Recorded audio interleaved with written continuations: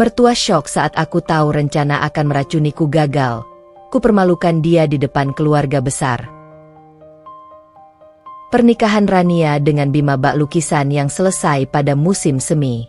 Segalanya tampak cerah, sempurna, dan dipenuhi janji-janji yang menghangatkan jiwa. Setelah melewati masa lalu yang ia juluki sendiri sebagai lorong gelap, masa kecil tanpa kehangatan, remaja yang harus bekerja keras, dan perjuangan melawan stigma, Rania menemukan suaka pada sosok Bima. Bima, pewaris tunggal usaha properti yang mapan, adalah pria dengan senyum semudah angin musim kemarau, hangat dan menyenangkan. Pertemuan mereka adalah takdir yang menuntun Rania menuju gerbang kehidupan yang ia sangka akan abadi dalam damai. Kamu pantas mendapatkan semua ini, Ran. Semua yang dulu hilang, akan kuganti dengan kebahagiaan, bisik Bima saat malam pertama, suaranya seperti melodi yang menenangkan. Rania hanya mengangguk, matanya berkaca-kaca. Ia yakin, hatinya telah menemukan pelabuhan terakhirnya. Namun, kapal pesiar Rania ini berlayar di bawah komando seorang nahoda lain, Ibu Maya. Ibu Maya, atau nyonya besar keluarga Darmawan, adalah mertua Rania. Secara fisik, Ibu Maya adalah representasi keanggunan yang tidak pernah luntur dimakan usia. Rambutnya disanggul rapi setiap hari, perhiasannya selalu sederhana namun mahal, dan senyumnya senyum Ibu Maya adalah teka-teki. Senyum itu selalu ada, siap sedia, namun Rania sering merasa senyum itu tidak mencapai matanya. Matanya yang tajam, seperti mata elang, selalu mengawasi Rania, mengamati setiap gerak-gerik menantunya. Sejak hari pertama Rania masuk ke rumah megah bergaya Eropa klasik itu, Ibu Maya telah menetapkan standar. Kamu menantu keluarga Darmawan, Rania. Ini adalah kehormatan, sekaligus tanggung jawab.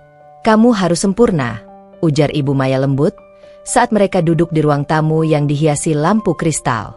Kata, sempurna, itu terngiang-ngiang di telinga Rania, terasa seperti belenggu emas yang indah. Ibu Maya memperlakukan Rania dengan kemurahan hati yang luar biasa, mungkin terlalu sempurna.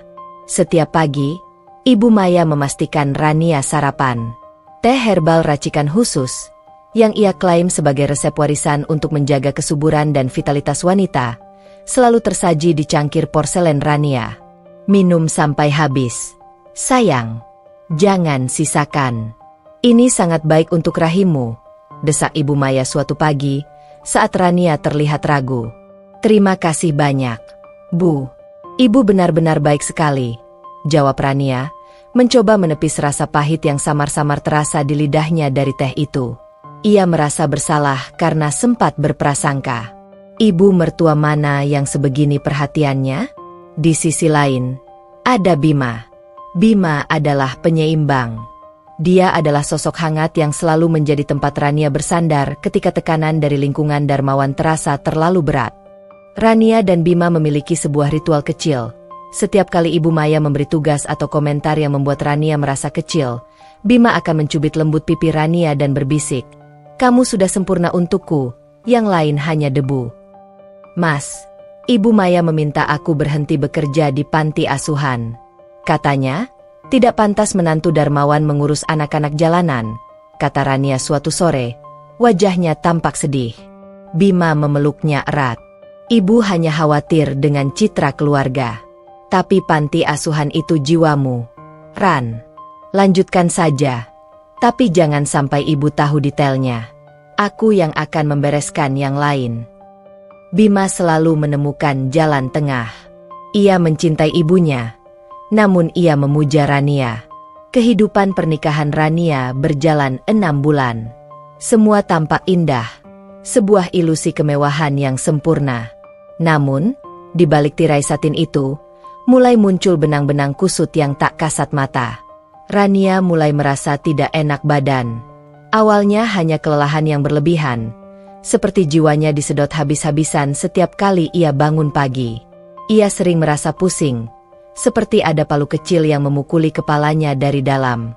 Ia mencoba menyembunyikannya dari Bima, tidak ingin suaminya khawatir. Suatu malam, saat mereka sedang makan malam romantis di luar, Rania tiba-tiba menggaruk lengannya keras-keras. "Kenapa? Sayang? Gatal?" tanya Bima, meraih tangan Rania. "Entahlah, Mas. Kulitku sensitif sekali akhir-akhir ini. Rasanya seperti ada semut yang berjalan di bawah kulit." Rania menghela napas, berusaha tersenyum. Bima menyentuh dahi Rania. "Badanmu hangat. Kita harus ke dokter besok." Keesokan harinya, Rania melakukan check-up lengkap. Dokter tidak menemukan apa-apa. "Mungkin hanya alergi ringan, Bu Rania. Atau stres. Coba istirahat lebih banyak," saran sang dokter. Rania mengikuti saran dokter. Ia berusaha mengurangi stres dan lebih banyak tidur. Anehnya, semakin ia istirahat, gejala itu semakin menjadi-jadi. Rasa sakit kepala itu kini datang dengan frekuensi yang lebih sering dan intensitas yang mengganggu. Kelelahan itu terasa seperti beban bertonton yang menimpanya. "Rania, apakah kamu sudah minum teh herbal dari ibu? Akhir-akhir ini kamu terlihat lesu," tegur Ibu Maya saat Rania turun sarapan. Rania yang sedang berusaha menahan pusing, mengangguk. "Sudah, Bu. Tapi sepertinya efeknya belum terasa. Mungkin saya harus minum lebih banyak." "Tentu saja. Itu kuncinya. Kesehatan itu harus dijaga dari dalam," kata Ibu Maya, mengambil sendok dan mengaduk teh di cangkir Rania dengan gerakan lembut. "Ini, minum lagi. Kali ini ibu buat lebih kental." Senyumnya kembali terpasang. Kali ini dengan kilatan yang Rania yakini adalah rasa khawatir seorang ibu mertua.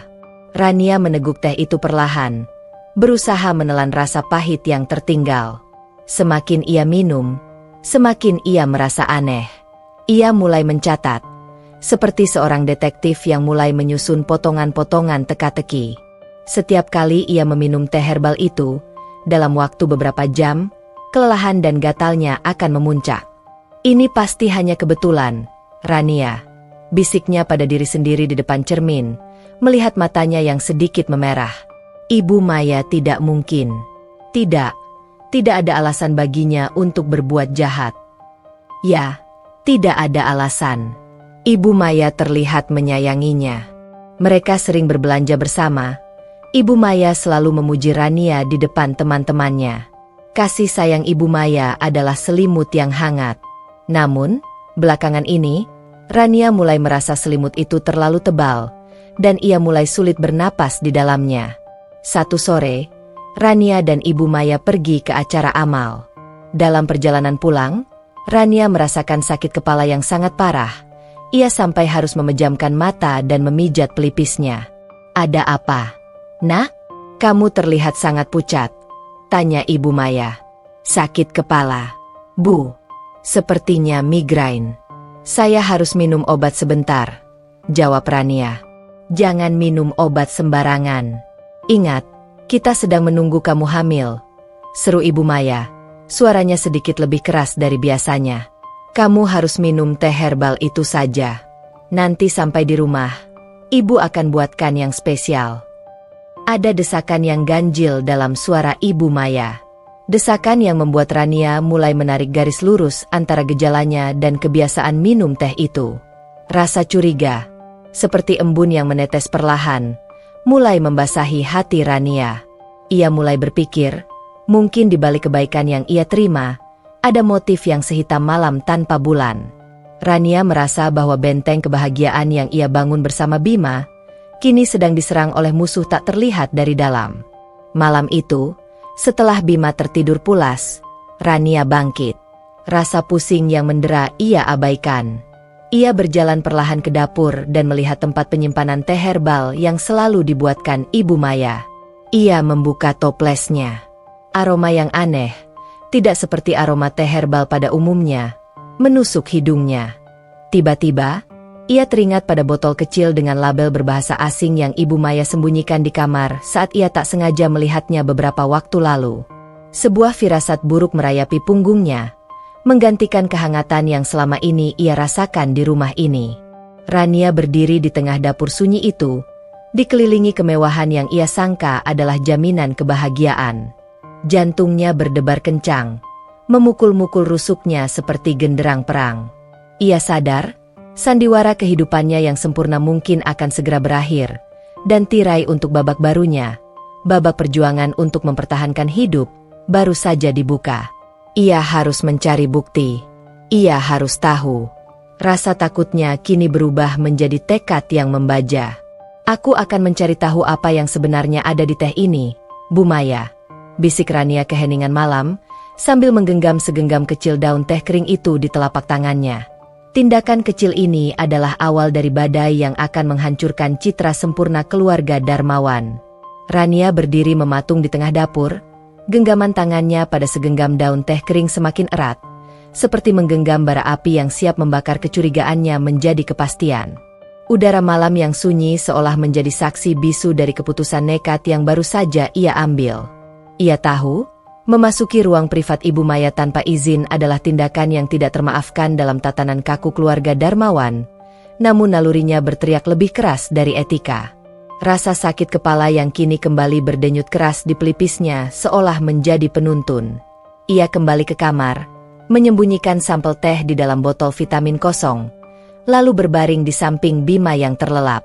Rania memandang wajah suaminya, wajah yang penuh cinta dan kepolosan. Mustahil Bima mengetahui kejahatan ini. Keyakinan itu memberinya kekuatan untuk bergerak. Keesokan harinya, Rania memutuskan untuk menjalankan misi rahasia. Ia harus mendapatkan akses ke kamar Ibu Maya. "Mas, aku ingin pergi ke panti asuhan seharian hari ini. Sudah lama sekali aku tidak ke sana," Rania berbisik pada Bima saat sarapan, memastikan suaranya terdengar meyakinkan. Bima tersenyum. "Bagus. Sayang, lakukan apa yang membuatmu bahagia. Aku akan sibuk di kantor hari ini. Sepertinya aku akan pulang terlambat." "Ibu, apakah ibu ada acara hari ini?" tanya Rania, menoleh pada Ibu Maya yang sedang menikmati buah potong. Matanya selalu waspada. Ibu Maya meletakkan garpunya dengan anggun. "Ibu ada pertemuan penting dengan klien di luar kota, Rania. Jadi, rumah akan sepi. Jaga diri baik-baik, Nak. Dan jangan lupa, teh herbalmu." Ibu Maya tersenyum. Senyum yang kali ini terasa seperti lapisan es tipis di atas air mendidih. "Tentu, Bu," Rania menjawab cepat, menyesap sedikit teh di cangkirnya, berpura-pura menikmati. Begitu Ibu Maya dan Bima pergi, keheningan di rumah besar itu terasa mencekam. Ini adalah kesempatan Rania, sebuah jendela waktu yang sempit. Ia naik ke lantai 2, menuju kamar Ibu Maya yang terletak di ujung lorong.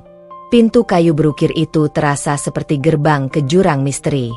Rania menarik napas panjang. Ia tahu di mana kunci cadangan disimpan, di dalam vas keramik kecil di balik lemari pajangan dekat pintu masuk.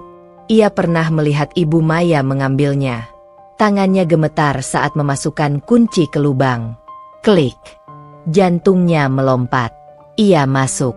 Kamar Ibu Maya adalah cerminan dirinya. Mewah, tertata, dan dingin. Segalanya pada tempatnya. Tidak ada satupun objek yang tampak ceroboh. Rania bergerak cepat, teringat pada botol berlabel asing yang ia lihat sekilas. Ia membuka laci meja rias, memeriksa bawah tumpukan selendang sutra. Kosong. Ia beralih ke laci nakas di samping ranjang. Di sana, di bawah tumpukan buku tebal tentang filosofi dan manajemen, ada sebuah kotak kayu kecil berukir. Kotak itu terkunci. "Sial," gumam Rania.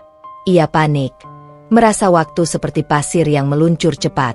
Ia memeriksa sisi ranjang, berharap ada kunci tersembunyi. Tidak ada. Ia beralih ke lemari pakaian besar. Di balik jas-jas mahal dan gaun pesta, ia menemukan sebuah brankas kecil tersembunyi di balik cermin. Ia tidak tahu kodenya. Rania mulai frustrasi. Ia duduk di tepi ranjang, mencoba menenangkan dirinya. Ia melihat ke sekeliling ruangan, mencari petunjuk, sebuah detail yang terlewat. Pandangannya jatuh pada meja kerja Ibu Maya yang terbuat dari kayu jati ukiran.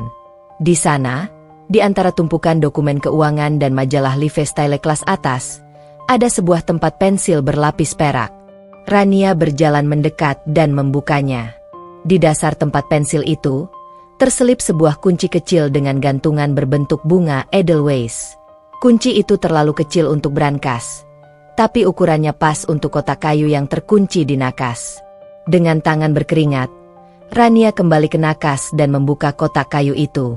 Di dalamnya, tersembunyi dua benda yang membuat darah Rania terasa membeku. Sebuah botol kecil berisi bubuk putih kekuningan. Labelnya, persis seperti yang ia lihat, berbahasa asing, bahasa Belanda, jika Rania tidak salah, dengan tulisan yang samar-samar ia terjemahkan di pikirannya. Zeldzam elemen, giftig, elemen langka, beracun. Sebuah buku catatan kecil bersampul beludru merah. Rania meraih botol itu, merasakan dinginnya kaca. Inikah sumber malapetaka yang perlahan menggerogoti tubuhnya? Ia buru-buru memotret botol itu dari berbagai sudut menggunakan ponselnya. Kemudian, ia membuka buku catatan merah itu.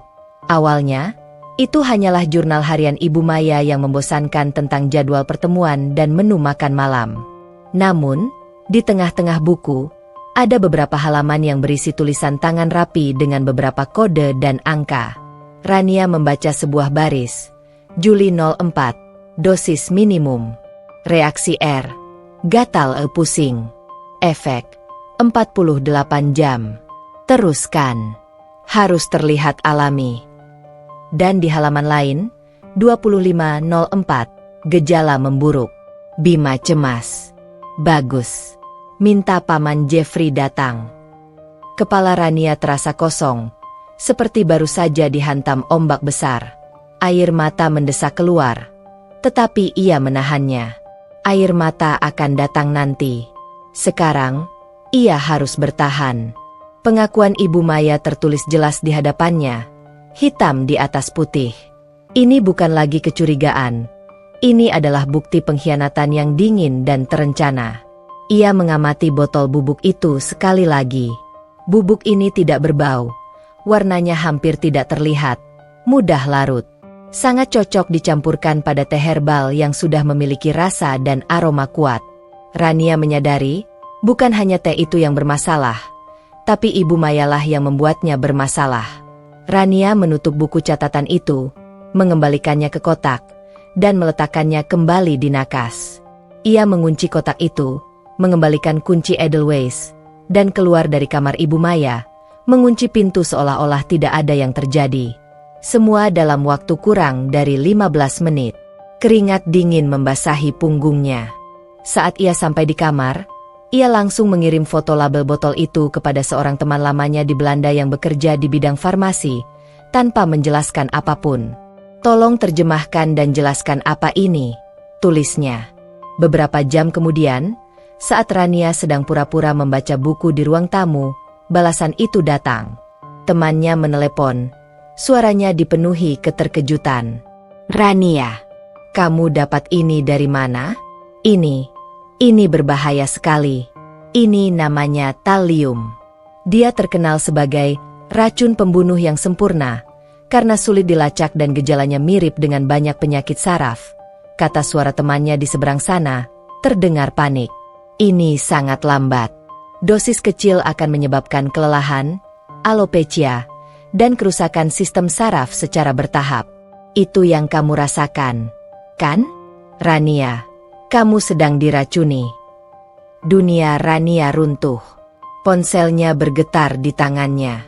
Ia ingin menjerit, menangis, berlari. Tapi ia hanya bisa menutup mulutnya, menahan lolongan kepedihan yang menyayat.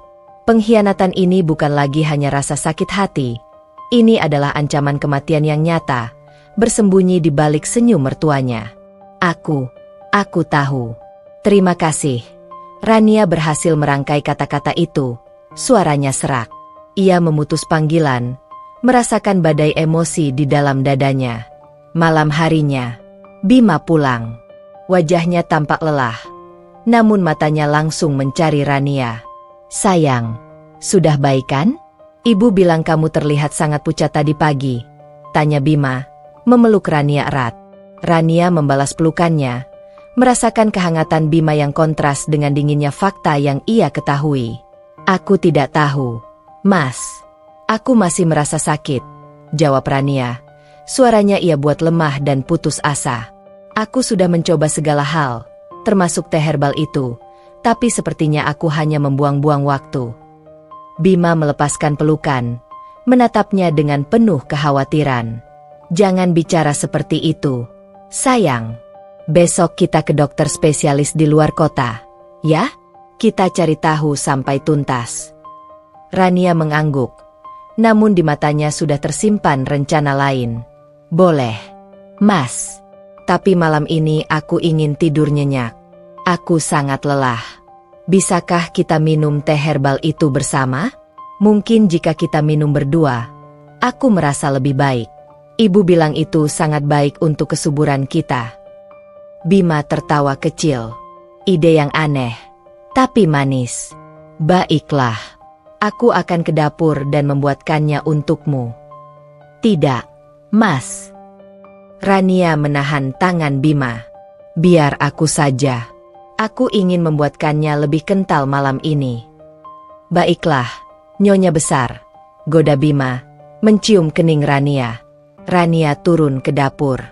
Ia membuat 2 cangkir teh herbal. Untuk cangkirnya sendiri, ia menukar teh itu dengan air putih biasa setelah menciumnya sekilas.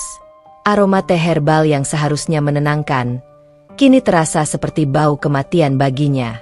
Untuk cangkir Bima, ia hanya memberinya teh herbal tanpa racun. Ia tidak ingin Bima sakit. Ia kembali ke kamar, menyodorkan cangkir Bima.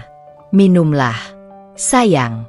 Mari kita berharap ini berhasil. Bima meminumnya hingga tandas. Sepertinya enak, pahit, tapi ada aroma bunga yang kuat. Rania hanya tersenyum samar, sambil pura-pura menyesap tehnya. Malam itu, ia tidur dengan mata terbuka, hatinya diselimuti lapisan es. Sandiwara telah dimulai. Ia harus berpura-pura sakit, berpura-pura lemah, agar Ibu Maya merasa sukses.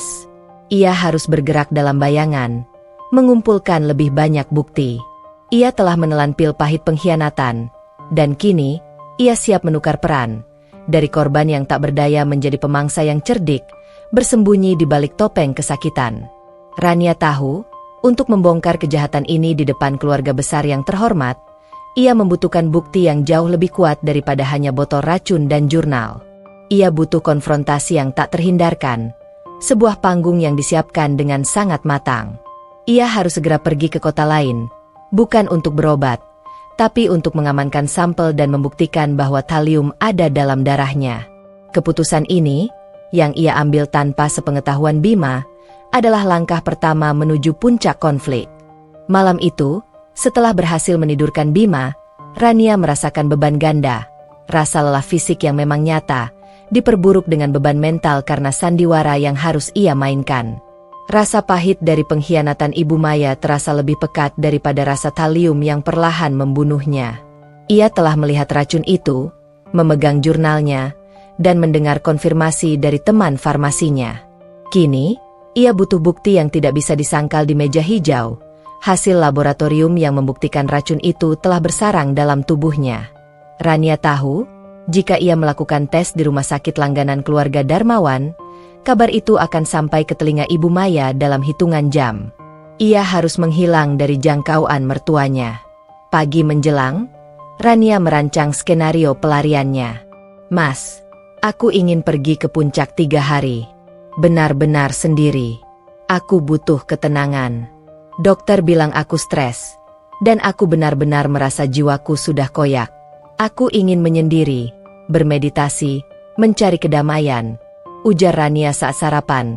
Suaranya dibuat serak dan penuh keputusasaan. Bima segera meletakkan sendoknya. Wajahnya menunjukkan kekhawatiran yang tulus. 3 hari?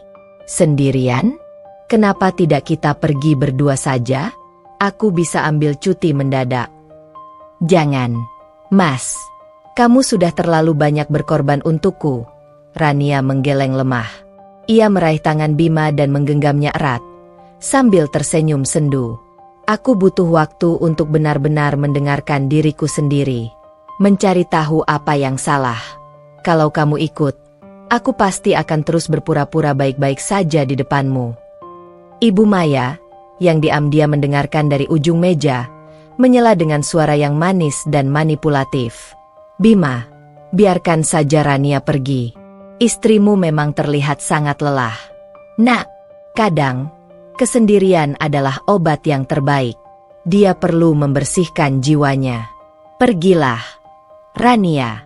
Ibu akan menyiapkan teh herbal yang cukup untuk bekalmu di sana. Rania menelan ludah.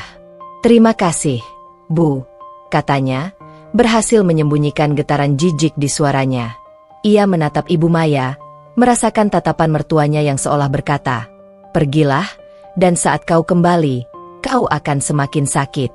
Rania berangkat keesokan harinya, membawa koper kecil yang isinya bukan hanya pakaian, tapi juga sampel rambutnya yang ia gunting diam-diam, sampel urin yang ia ambil pagi itu, dan yang paling penting, beberapa helai daun teh kering dari dapur Ibu Maya. Ia tidak pergi ke puncak. Sebaliknya, ia terbang ke sebuah kota metropolitan yang jauh, menyewa sebuah kamar hotel tanpa terdaftar atas nama keluarga Darmawan, dan segera mendatangi laboratorium forensik swasta yang terkenal sangat rahasia. Saya ingin tes toksikologi lengkap, khususnya untuk logam berat. Rania menjelaskan kepada petugas, menyerahkan sampel darah dan rambutnya. Saya juga membawa sampel makanan yang saya curigai. Ia menyerahkan daun teh itu, berbohong bahwa itu adalah ramuan obat yang ia konsumsi. Rania menghabiskan 2 hari di kamar hotel, dihantui oleh rasa cemas yang menusuk. Ia berjalan di atas pecahan kaca. Setiap kali ia menyentuh ponsel untuk menelepon Bima, ia harus bersandiwara seolah-olah ia benar-benar sedang bermeditasi di tengah hutan pinus yang sejuk. "Bagaimana di sana, sayang? Kamu sudah merasa lebih tenang?" tanya Bima, suaranya dipenuhi rindu. "Iya, Mas. Udara di sini sangat sejuk. Aku mulai bisa berpikir jernih." "Aku merindukanmu," jawab Rania, berusaha keras agar suaranya terdengar meyakinkan. Setiap kata tulus yang ia ucapkan kini terasa tercampur dengan racun dusta. Puncaknya tiba di hari ketiga. Rania datang sendiri ke laboratorium. Seorang dokter muda, dengan wajah serius, memanggilnya ke ruangan. Di atas meja, tergeletak amplop coklat tebal. Nasib Rania ada di dalamnya. "Nyonya Rania," kata dokter itu memulai, menarik kursinya mendekat. "Hasil tes Anda sangat mengkhawatirkan. Dalam sampel darah dan rambut Anda, kami menemukan konsentrasi logam berat yang abnormal. Zat itu adalah talium." Rania sudah tahu, namun mendengar kata itu langsung dari profesional tetap terasa seperti sambaran petir yang menyambar tiang hatinya. Kakinya lemas. Ia mencengkeram tepi meja. "Sesuai yang Anda duga, zat ini juga kami temukan dalam sampel teh herbal yang Anda berikan. Konsentrasinya memang kecil, sengaja diberikan untuk menimbulkan gejala yang mirip dengan kelelahan kronis atau penyakit autoimun, sehingga sulit dideteksi tanpa tes khusus," jelas dokter itu, matanya dipenuhi simpati dan kekaguman atas insting Rania. "Jika Anda terus mengonsumsi ini, dalam beberapa bulan, kerusakannya bisa permanen." Rania mengambil amplop itu. Tangannya gemetar hebat. Ini adalah palu godam. Bukti yang tidak bisa dibantah. Hasil lab ini, dengan stempel dan tanda tangan resmi, adalah senjata pamungkasnya. "Dokter, saya minta tolong satu hal," Rania berkata, suaranya kembali mengeras, dipenuhi tekad. "Jangan pernah beritahu siapapun tentang hasil ini. Jika ada yang mencari rekam medis saya, katakan saya hanya melakukan tes kesehatan biasa, dan hasilnya negatif." "Tentu, Nyonya Rania. Kami menjamin kerahasiaan," jawab dokter itu, mengangguk. Rania keluar dari laboratorium dengan perasaan campur aduk. Di satu sisi, ia merasa lega karena kecurigaannya terbukti, dan kini ia bisa menghentikan racun itu. Di sisi lain, ia merasakan lubang menganga di hatinya. Wanita yang meracuninya adalah Ibu Maya, mertua yang ia cintai dan hormati. Kepedihan ini memunculkan pertanyaan yang lebih besar. Mengapa? Rania segera menyewa jasa detektif swasta. Bukan detektif biasa, melainkan seorang ahli intelijen bisnis yang terkenal cerdik dan diskret. Saya ingin Anda menyelidiki Ibu Maya Darmawan, istri dari Bapak Darmawan. Cari tahu semua transaksi keuangannya, utangnya, dan siapa saja kontak yang ia miliki di luar negeri dalam 6 bulan terakhir. Rania memberikan instruksi, menyerahkan selembar foto Ibu Maya. Lakukan secepat mungkin, dan jangan pernah muncul di dekatnya. Kerahasiaan adalah nomor 1. Sambil menunggu hasil detektif, Rania kembali ke rumah Darmawan. Sandiwara babak kedua harus dimulai. Ia harus terlihat lebih sakit, lebih lemah, dan lebih putus asa. Saat tiba, Bima langsung memeluknya erat di ruang tamu. Sayangku, kamu terlihat semakin kurus. Apakah liburan itu tidak membantu? Rasanya semakin parah, Mas. Rania berbisik, membenamkan wajahnya di dada Bima.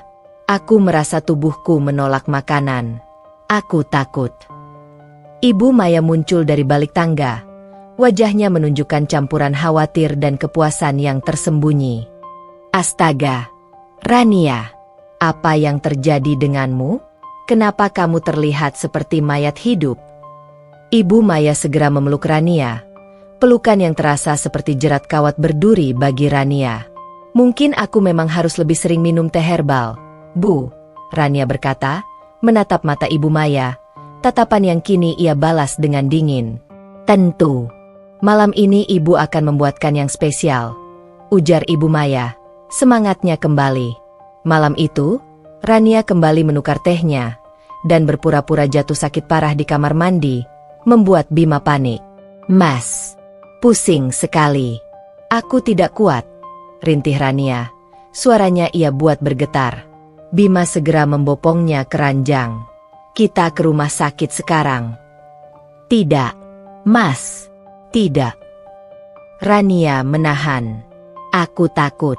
Dokter tidak pernah menemukan apa-apa. Biarkan aku tidur saja. Biarkan ini berlalu. Rania tahu, ia tidak boleh masuk rumah sakit, karena itu akan mengganggu rencana pengungkapan besarnya. Di tengah malam buta, saat Bima sudah lelap di sampingnya, ponsel Rania bergetar. Pesan dari detektifnya. Rania membacanya, dan isi pesan itu berhasil membuat seluruh syarafnya tegang dan darahnya mendidih. Informasi itu bukan tentang kecemburuan mertua atau perebutan kasih sayang. Informasi itu adalah tentang utang besar Ibu Maya yang ditanggung bersama mendiang suaminya, yang kini harus dilunasi segera. Dan ada surat wasiat dari Paman Jeffrey, adik kandung ayah Bima, yang sangat kaya raya dan mencintai Rania seperti anak sendiri. Wasiat itu menyatakan bahwa jika Rania meninggal sebelum memiliki keturunan, warisan besar itu akan jatuh ke tangan Bima secara instan, dan sebagian besar akan digunakan untuk melunasi utang keluarga Darmawan atas nama kebutuhan mendesak keluarga. Ini adalah plot twist 1. Motifnya bukan benci, tapi keserakahan yang berbalut keputusasaan. Ibu Maya tidak ingin Rania mati segera, karena itu terlalu mencurigakan. Ia ingin Rania sakit-sakitan, menjadi beban keluarga yang tak tersembuhkan, sehingga Paman Jeffrey, yang dikenal penyayang, akan memberikan warisan itu untuk biaya pengobatan Rania, sekaligus melunasi utang Ibu Maya. Ini adalah rencana licik untuk mendapatkan kekayaan tanpa terlihat seperti pembunuh. Rania hanyalah bidak catur yang harus terlihat sekarat. Rania memejamkan mata, menahan rasa mual yang bukan karena racun, tapi karena jijik. Air mata yang selama ini ia tahan, akhirnya jatuh. Bukan air mata kesedihan, melainkan air mata kemarahan yang membara. Ia dicintai, namun cintanya itu dijadikan alat untuk memuluskan kejahatan. Kamu telah salah pilih lawan, Bu Maya, bisik Rania di kegelapan, menggenggam hasil lab yang kini terasa seperti permata tak ternilai. Waktu untuk berpura-pura lemah akan segera berakhir. Waktunya Rania mempersiapkan panggung untuk pembalasan yang akan mengguncang keluarga Darmawan sampai ke akarnya. Ia akan menggunakan cinta keluarga yang sangat dijunjung tinggi oleh Ibu Maya sebagai senjata untuk menghancurkannya. Rania telah memiliki bukti medis dan motif. Langkah selanjutnya adalah mempersiapkan jebakan, sebuah pertemuan keluarga besar yang tak terhindarkan, di mana ia akan menjatuhkan Ibu Maya di depan mata semua orang. Penemuan motif Ibu Maya bukan cemburu buta, melainkan skema kotor untuk memicu warisan Paman Jeffrey, telah mengubah Rania. Ia bukan lagi kelopak bunga yang layu karena racun, melainkan baja yang ditempa oleh api pengkhianatan. Ia harus menjalankan sandiwara yang lebih meyakinkan, membuat Ibu Maya percaya bahwa rencananya berjalan mulus, sementara ia mempersiapkan perangkap pamungkas. Rania memulai aksinya di meja makan. Ia sengaja mengurangi porsi makannya dan hanya menghabiskan setengah dari piringnya. Ia memastikan Ibu Maya melihat bagaimana ia menelan teh herbal itu, meskipun diam-diam ia telah menukar isinya dengan air putih yang dibawanya dari kamar, menampungnya dalam botol kecil yang tersembunyi. Aduh, kepalaku! Rintih Rania suatu sore, saat Ibu Maya sedang menuangkan air ke dalam teko teh. Rania memegangi kepalanya dengan dramatis, menjatuhkan garpu perak yang menimbulkan bunyi nyaring di lantai marmer. Bima segera menghampirinya. Wajahnya pucat. Rania, ada apa lagi? Sayang, kita harus segera ke dokter. Rania menahan tangan Bima yang hendak memanggil bodyguard. Jangan, Mas. Aku baik-baik saja. Hanya pusing yang datang tiba-tiba. Mungkin aku kurang istirahat. Ia menatap Ibu Maya yang berdiri di dekat teko. Raut wajahnya menampilkan kekhawatiran yang nyaris sempurna, namun matanya memancarkan kepuasan sekejap, seperti seniman yang mengagumi karyanya yang hampir selesai.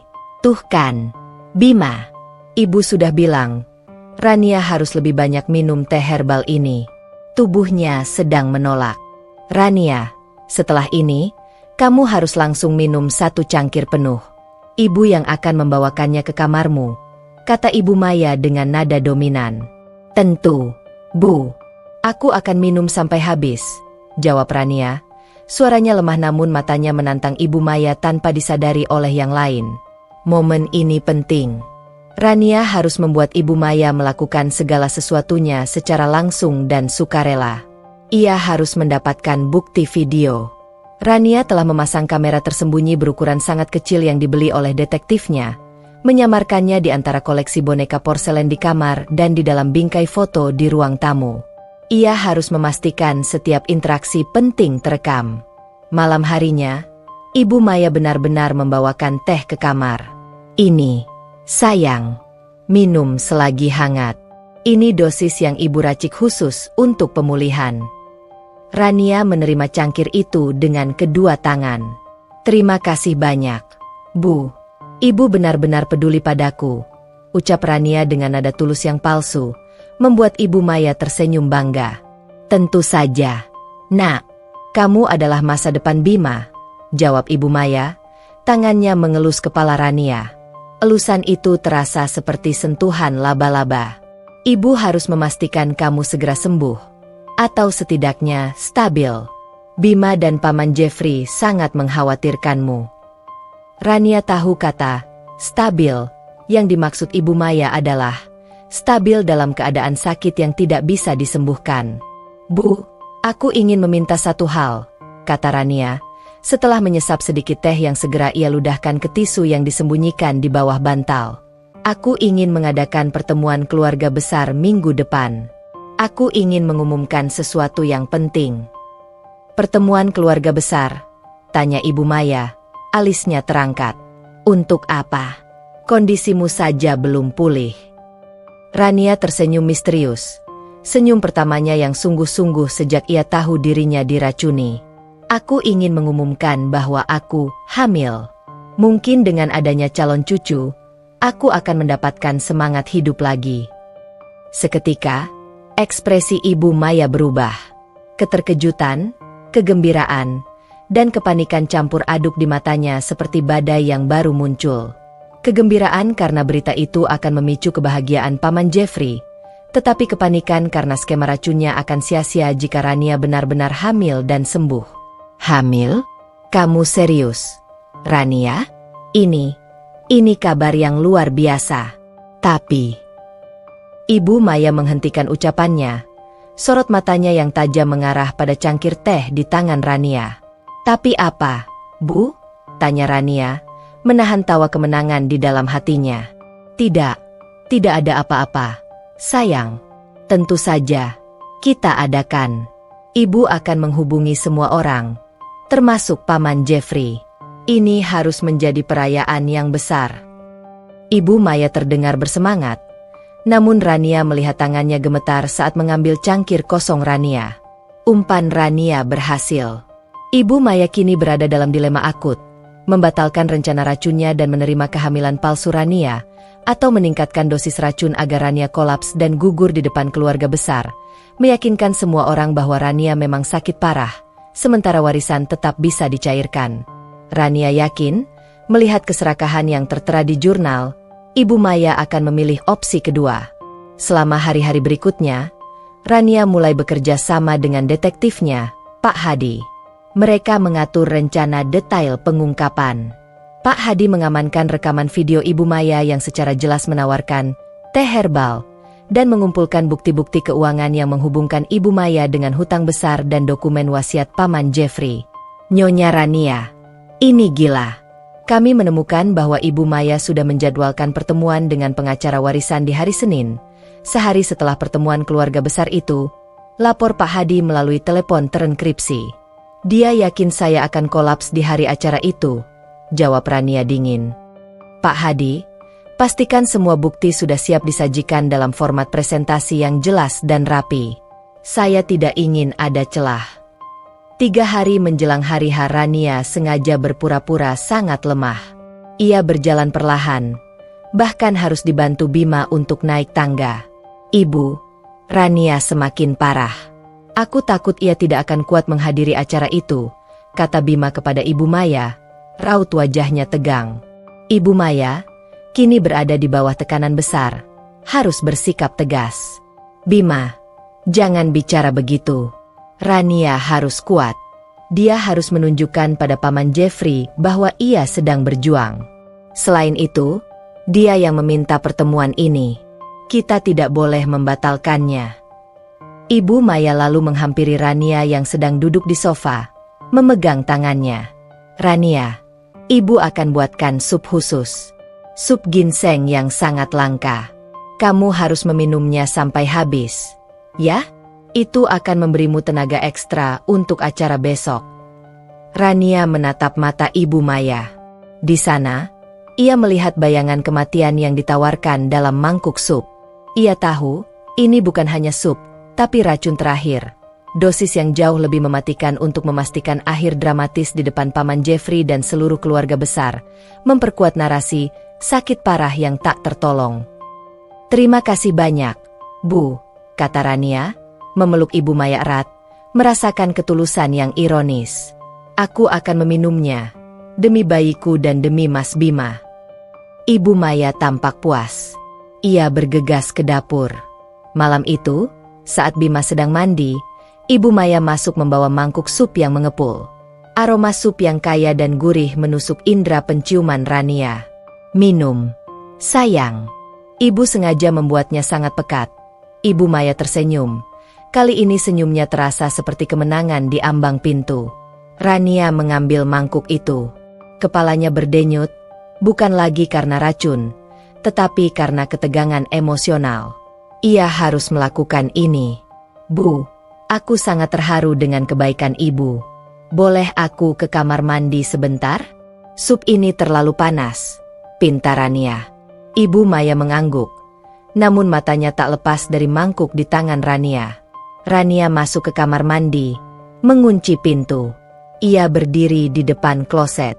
Dengan hati-hati, ia menuangkan seluruh isi sup yang mengepul itu ke dalam kloset, membiarkan racun terakhir itu hanyut ke saluran pembuangan. Ia mencuci mangkuk itu sekilas, lalu mengisinya dengan sisa sup bening yang ia simpan dari sup clear yang ia masak siang tadi. Ia keluar dari kamar mandi. "Terima kasih, Bu. Rasanya luar biasa. Aku merasa sedikit lebih kuat sekarang," kata Rania, menyerahkan mangkuk kosong itu. "Bagus. Nak, tidur yang nyenyak. Besok akan menjadi hari yang panjang. jawab Ibu Maya, mengambil mangkuk itu dengan puas, tidak menyadari bahwa ia baru saja menyajikan rencananya sendiri ke kloset. Rania berbaring di tempat tidur, jantungnya berpacu. Besok, hari pengungkapan. Ia akan berjalan ke panggung itu, bukan sebagai korban yang sekarat, melainkan sebagai sang ratu catur yang siap menyerang raja. Di balik topeng pucat dan kelemahan yang ia tunjukkan, Rania telah menyiapkan ledakan emosi dan fakta yang akan membuat Ibu Maya bertekuk lutut di hadapan kebenaran yang pahit. Ia telah memiliki semua, hasil lab, bukti motif, rekaman suara, dan rekaman video. Panggung telah disiapkan. Semua keluarga besar telah diundang. Hanya tinggal menunggu tirai dibuka. Hari yang dinanti tiba. Sebuah panggung pengadilan tak resmi yang dipenuhi karpet bludru dan dekorasi mewah. Ruang balai utama kediaman Darmawan dipenuhi anggota keluarga besar, mulai dari kerabat dekat, kolega bisnis terpercaya, hingga Paman Jeffrey, sosok kunci dalam skema warisan Ibu Maya. Paman Jeffrey, seorang pria tua yang bijaksana dengan sorot mata lembut, duduk di barisan depan, dekat dengan Ibu Maya. Suasana dipenuhi tawa renyah dan obrolan ringan. Namun bagi Rania, udara terasa dingin dan tipis, seolah ia berada di puncak gunung es yang siap runtuh. Ia mengenakan gaun panjang berwarna lembut, wajahnya dipoles tipis, sengaja menampilkan rona pucat dan kelelahan yang nyata, efek sisa dari racun yang kini sudah ia hentikan. Bima berjalan di sampingnya, memegang pinggang Rania dengan protektif. "Kamu yakin kuat, sayang? Kalau kamu pusing, kita bisa batalkan," bisik Bima, matanya penuh kekhawatiran. Rania memaksakan senyum lemah. "Aku harus kuat, Mas. Demi kita. Demi calon anak kita," balas Rania, menekankan kata calon anak sebagai umpan terakhir untuk Ibu Maya. Ibu Maya, yang duduk anggun di sofa utama, tampak gelisah. Riasan wajahnya tebal, mencoba menutupi kantung mata akibat kurang tidur karena cemas sekaligus tergesa-gesa. Matanya terus melirik Rania, mengamati setiap langkah lemah menantunya. Dalam pikirannya, Ibu Maya yakin dosis sup semalam sudah bekerja, dan Rania akan kolaps sebelum berhasil menyelesaikan pengumumannya. Setelah semua tamu duduk, Bima meraih mikrofon. "Terima kasih banyak atas kehadiran Om, Tante, dan semua keluarga. Kami berkumpul di sini hari ini untuk mendengar kabar bahagia dari istri saya, Rania." Ibu Maya segera maju ke depan, memotong Bima dengan senyum lebar. "Sebelum Rania menyampaikan kabar gembira yang kita nantikan, Ibu ingin mengatakan sesuatu. Seperti yang kalian lihat, kondisi Rania tidak begitu baik belakangan ini. Ia sering pusing dan kelelahan. Ini adalah perjuangan yang hebat. Namun Rania tetap kuat demi keluarga kita. Mari kita berikan tepuk tangan untuk semangat Rania." Tepuk tangan terdengar. Namun Rania tahu itu adalah manuver Ibu Maya untuk membangun narasi. Rania sakit parah. Rania mengambil mikrofon dari tangan Bima. Ia menoleh, menatap Ibu Maya. Jarak di antara mereka terasa seperti jurang yang dalam. "Terima kasih, Bu Maya, atas kebaikan dan perhatiannya selama ini," kata Rania, suaranya pelan tapi jelas, setiap kata seperti pecahan kaca yang dilempar ke lantai. "Saya meminta kita semua berkumpul di sini bukan hanya untuk berita gembira, tapi juga untuk sebuah pengakuan. Sebuah pengakuan yang harus didengar oleh semua anggota keluarga Darmawan." Suasana mendadak hening, tawa dan obrolan kecil lenyap di telan udara. Rania bisa melihat Paman Jeffrey mengerutkan dahi, dan Bima menatapnya dengan bingung. Ibu Maya tampak tegang, senyumnya mulai memudar. "Beberapa bulan terakhir, saya memang merasa sakit," lanjut Rania, menekan rasa sakit hati yang kini menjadi bahan bakar suaranya. "Rasa sakit itu bukan karena kelelahan, bukan karena stres, dan bukan karena penyakit biasa." Rania melirik Ibu Maya. Gejala itu adalah sakit kepala yang konstan, kelelahan ekstrim, gatal-gatal di seluruh kulit, dan yang paling parah, rasa paranoid yang perlahan merayapi pikiran saya. Saya mulai mencurigai sesuatu yang tidak masuk akal, sesuatu yang menakutkan, yang saya harap salah. "Rania, nak, kamu bicara apa?" Jangan bicara yang aneh-aneh. Mungkin kamu perlu istirahat, potong Ibu Maya, mencoba merebut kembali kendali narasi, suaranya sedikit meninggi. Rania menggeleng. Tidak, Bu. Saya tidak boleh istirahat. Karena jika saya beristirahat, mungkin saya tidak akan pernah bangun lagi. Rania menarik napas panjang, menatap Bima yang kini memandangnya dengan mata melebar. 3 hari yang lalu, saat saya bilang pergi untuk menenangkan diri, saya pergi ke laboratorium forensik swasta yang sangat rahasia. Rania memberikan isyarat. Detektif yang menyamar sebagai event organizer segera menyalakan proyektor di samping panggung. Lampu ruangan meredup. Ini adalah rekam medis saya, yang saya lakukan tanpa sepengetahuan keluarga.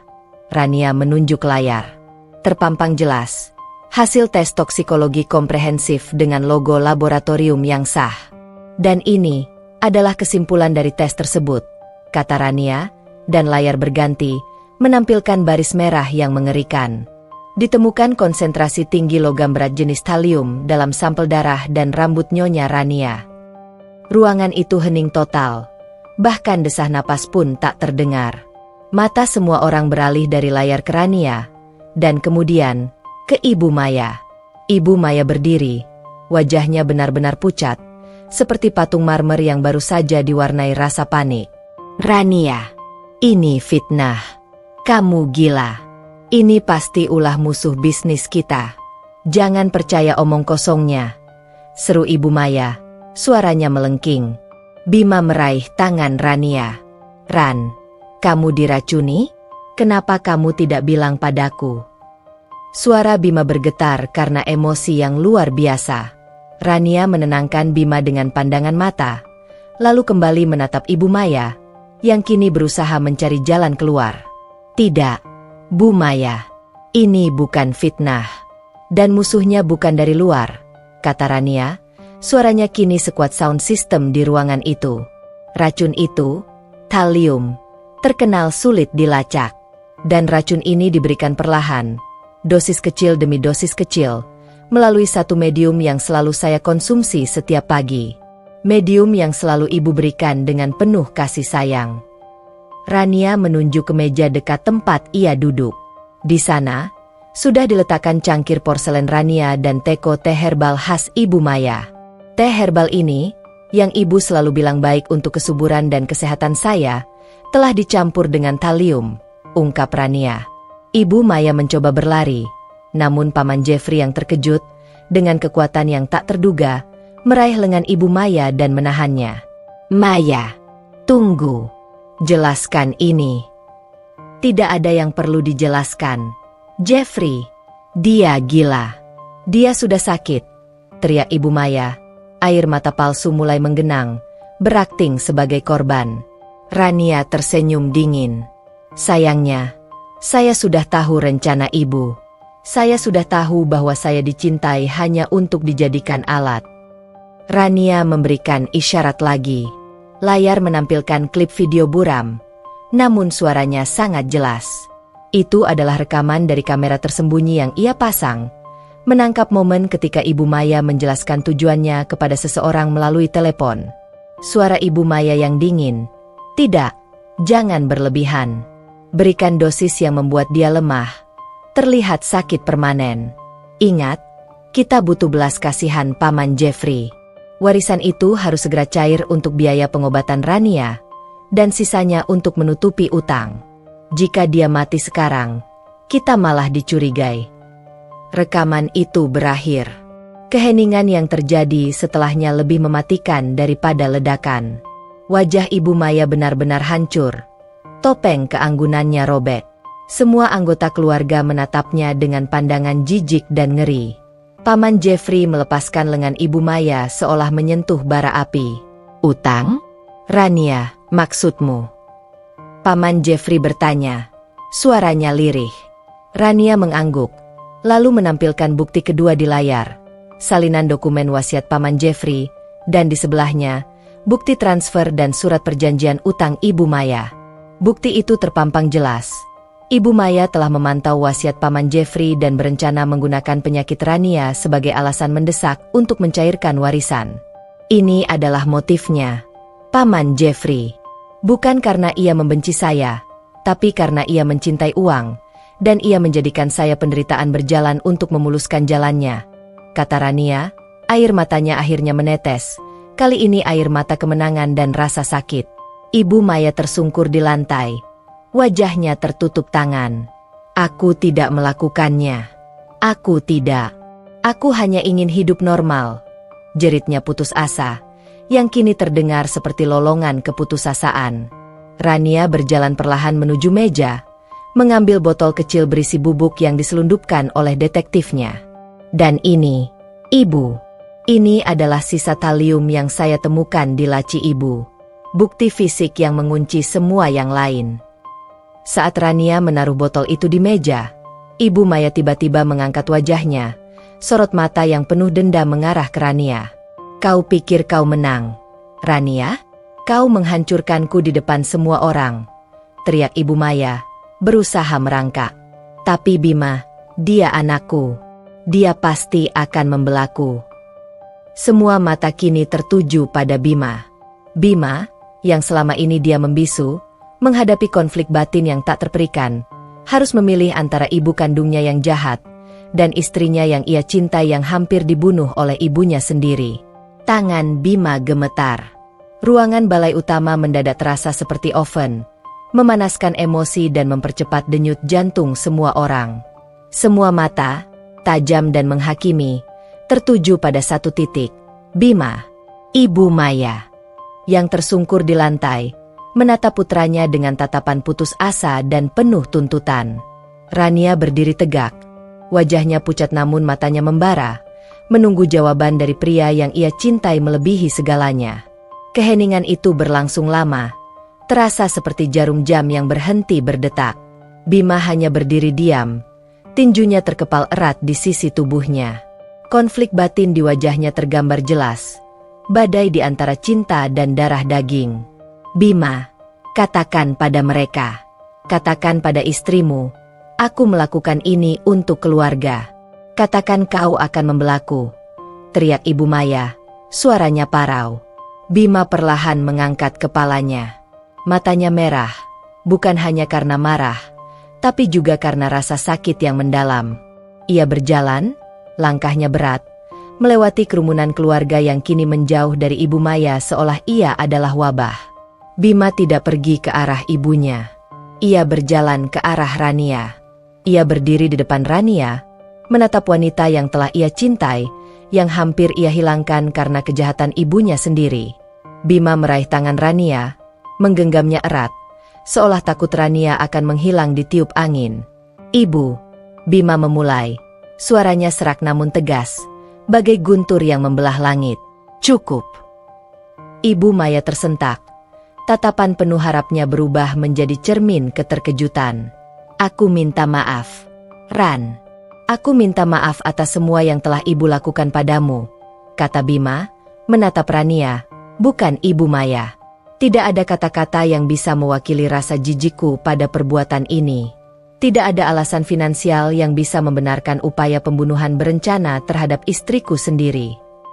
Bima menoleh kepada Ibu Maya. Tatapannya kini sedingin es di Antartika.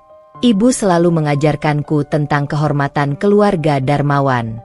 Tapi kehormatan apa yang ibu pertahankan dengan mencoba membunuh orang yang tak bersalah demi uang? Ibu telah menghancurkan nama baik kita sendiri. Ibu Maya menangis histeris. Kau tidak mengerti. Ini semua untukmu. Untuk mempertahankan warisan keluarga. Kau anak durhaka. Bima, kau memilih wanita asing itu daripada ibumu sendiri. Tidak, Bu. Aku memilih kebenaran. Aku memilih wanita yang kucintai, yang tulus mencintaiku, yang ibu coba musnahkan. Bima berteriak, amarahnya meledak, membuat semua orang tersentak. Aku tidak akan membelamu, Bu. Aku akan berada di pihak Rania dan keadilan. Pernyataan Bima bagai palu godam yang menghantam jantung Ibu Maya. Ia tersungkur kembali, kini benar-benar kalah. Paman Jeffrey, yang sedari tadi dia membatu, maju perlahan. Air mata menetes di wajahnya yang keriput. Maya, bagaimana kau bisa sejatuh ini? Aku memberimu utang. Aku memberimu waktu. Kenapa kau tidak datang padaku? Kenapa kau harus melukai Rania? Aku menyayangi Rania seperti anakku sendiri. Paman Jeffrey mendekati Rania dan memeluknya. Maafkan aku, Nak. Maafkan keluarga kami. Tidak, Paman. Paman tidak salah, jawab Rania, merasakan sedikit kehangatan tulus di tengah kekacauan itu. Klimaks emosional telah mencapai titik didih. Rania sudah mencapai kemenangan mutlak. Ibu Maya sudah dipermalukan, dan Bima telah memilihnya. Namun, Rania melihat ada bayangan gelap yang masih mengganggu mata Bima. Ada rasa sakit yang lebih dalam dari sekadar menyaksikan ibunya sendiri jatuh. Mas Bima, Rania berbisik pelan, menarik suaminya sedikit menjauh dari kerumunan yang mulai riuh. Ada apa? Ada yang lain. Bima menatap Rania, matanya penuh air mata yang tertahan. Ia menggeleng sejenak, lalu matanya kembali menatap lurus ke mata Rania. Keputusasaan menguar dari dirinya. Ran, ada yang harus kamu tahu. Bima berbisik, suaranya pecah. Aku sudah tahu ini. Rania terkejut. Tahu apa, Mas? Aku tahu ibu meracunimu. Aku tahu sejak 3 minggu lalu, kata Bima, pengakuan yang bagai petir menyambar di siang bolong. Rania merasa kakinya lemas. Ia melupakan keramaian, melupakan Ibu Maya yang kini dibawa pergi oleh beberapa anggota keluarga. Dunianya kembali berputar. Tahu? Mas, bagaimana? Bima memejamkan mata, menarik napas dalam-dalam. 3 minggu lalu, aku menemukan jurnal ibu. Jurnal itu tidak terkunci saat ibu sedang buru-buru. Aku membaca halaman-halaman yang kamu temukan itu, Ran. Aku membaca tentang dosis minimum, tentang racun lambat, dan tentang rencana warisan Paman Jeffrey. Aku tahu semuanya. Pengakuan Bima adalah plot twist 2 yang mengejutkan, bukan karena dia terlibat, tetapi karena dia telah menyimpan rahasia mengerikan ini sendirian. Mas, kenapa? Kenapa kamu tidak memberitahuku? Kenapa kamu diam saja? Rania bertanya. Suaranya dipenuhi rasa sakit dan pengkhianatan yang baru. Bima memeluk Rania erat, kali ini dengan rasa putus asa yang menyelimuti. Aku tidak bisa. Ran, aku terlalu takut. Aku panik. Saat aku konfrontasi ibu secara diam-diam, ibu mengancam. Ibu mengancam akan bunuh diri di depan publik jika aku melaporkannya atau memberitahumu. Aku tahu betapa liciknya ibu. Aku takut. Jika ibu mati, kamu akan menyalahkanku, dan aku akan kehilangan kalian berdua. Air mata Bima akhirnya tumpah, membasahi bahu Rania. Aku terjebak di antara wanita yang kucintai dan wanita yang melahirkanku. Aku tidak tahu harus berbuat apa. Aku hidup dalam neraka selama 3 minggu ini, Ran. Tapi, Mas, kamu membiarkanku minum racun itu? Tanya Rania, mencoba melepaskan pelukan Bima untuk melihat matanya. Tidak, aku tidak membiarkannya. Aku bersumpah. Bima memegang bahu Rania, matanya memohon kepercayaan. Aku tahu kamu sudah mulai curiga, karena kamu sering menukar tehmu. Tapi malam itu, malam sebelum acara ini, saat ibu membawakan sup dengan dosis terakhir untukmu.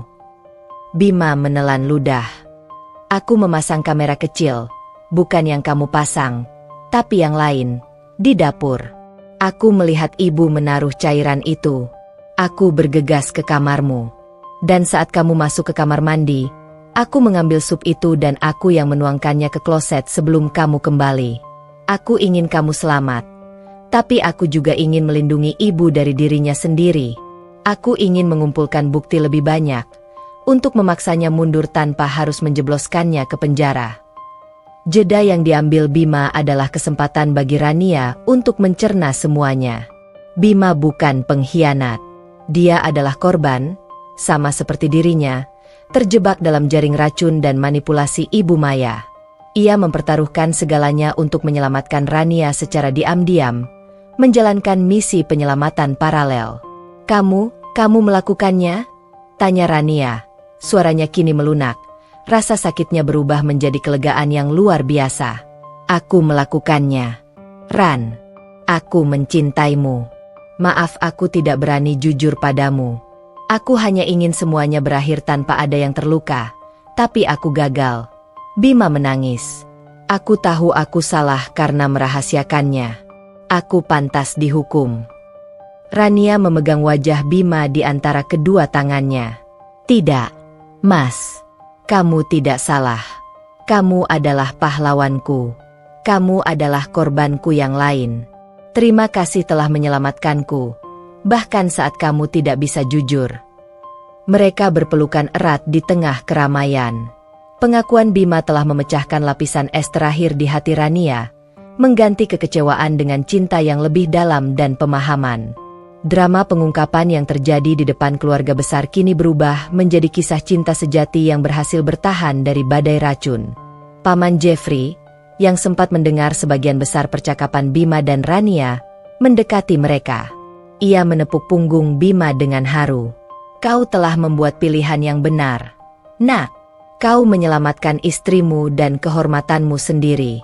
Mari kita bereskan kekacauan ini. Keluarga besar yang tersisa, yang menyaksikan pengakuan Bima, kini menatap pasangan itu dengan rasa iba dan kagum. Mereka telah melihat cinta sejati berjuang dan menang melawan kejahatan yang tersembunyi. Rania telah memenangkan pertarungan, bukan hanya dengan mengungkap kejahatan Ibu Maya, tetapi juga dengan mendapatkan kembali kepercayaan dan cinta suaminya yang sempat ia ragukan. Ibu Maya kini menghadapi konsekuensi perbuatannya, dan nasibnya ada di tangan Rania. Setelah badai pengungkapan yang mengguncang pondasi keluarga Darmawan mereda, ruang balai utama yang tadinya megah kini terasa hampa. Keluarga besar perlahan meninggalkan tempat itu, membawa serta rahasia kelam yang baru saja tersingkap. Mereka pergi dengan tatapan kasihan kepada Rania dan Bima, serta rasa jijik yang tak tertahankan kepada Ibu Maya. Ibu Maya, setelah ditarik oleh beberapa kerabat, kini dikunci sementara di salah satu kamar tamu atas permintaan Paman Jeffrey. Rania dan Bima duduk di sofa. Paman Jeffrey duduk di hadapan mereka. Keheningan yang ada kini bukanlah keheningan yang mencekam, melainkan keheningan pasca gempa, sebuah ketenangan yang rapuh setelah kehancuran. Bima masih memegang tangan Rania, memastikan kehadirannya. Rania, nak, Paman Jeffrey memulai, suaranya lelah namun penuh ketulusan. Apapun keputusanmu, Paman akan mendukung. Bukti-bukti yang kamu kumpulkan sangat kuat. Jika kamu ingin membawanya ke jalur hukum, Paman yang akan menyediakan tim pengacara terbaik. Dia pantas mendapatkan hukuman atas percobaan pembunuhan yang keji ini. Rania menghela napas panjang, menatap Bima. Mata Bima memohon, bukan untuk ibunya, tetapi untuk Rania agar tidak terluka lagi. Ia tahu, meskipun Bima memilih Rania, melihat ibu kandungnya sendiri di penjara adalah siksaan yang akan membekas seumur hidup Bima.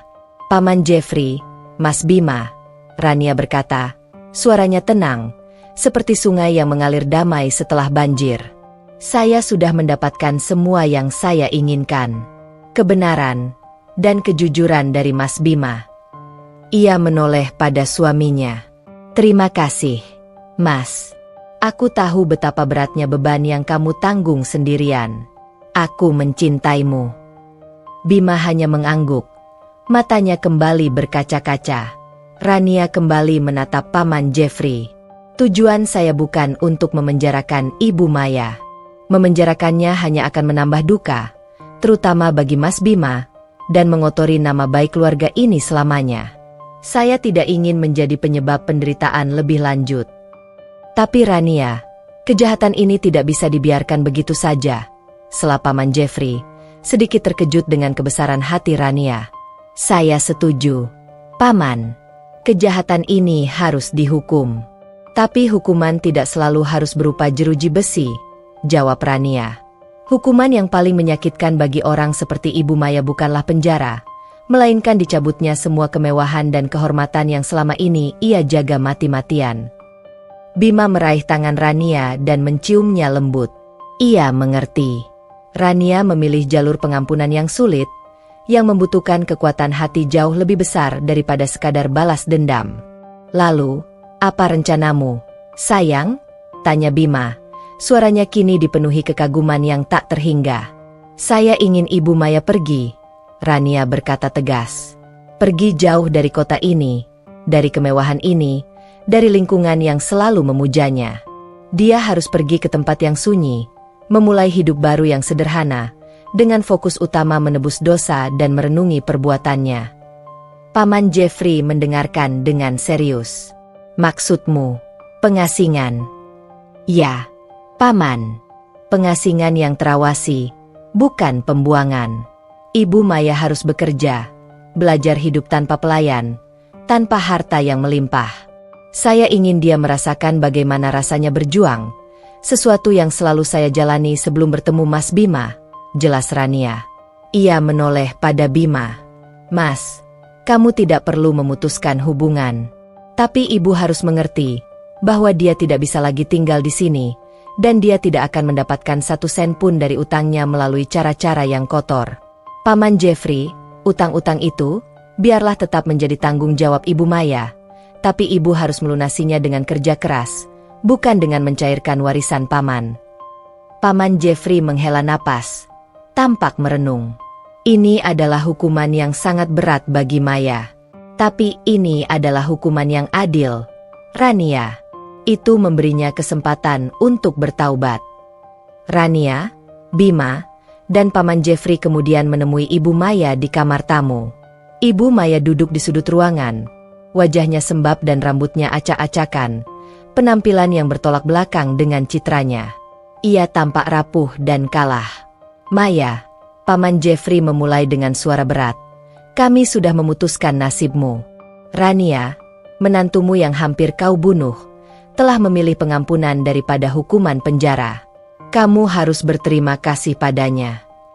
Ibu Maya mengangkat wajahnya, menatap Rania dengan pandangan yang sulit diartikan, campuran malu, benci, dan mungkin sedikit rasa syukur.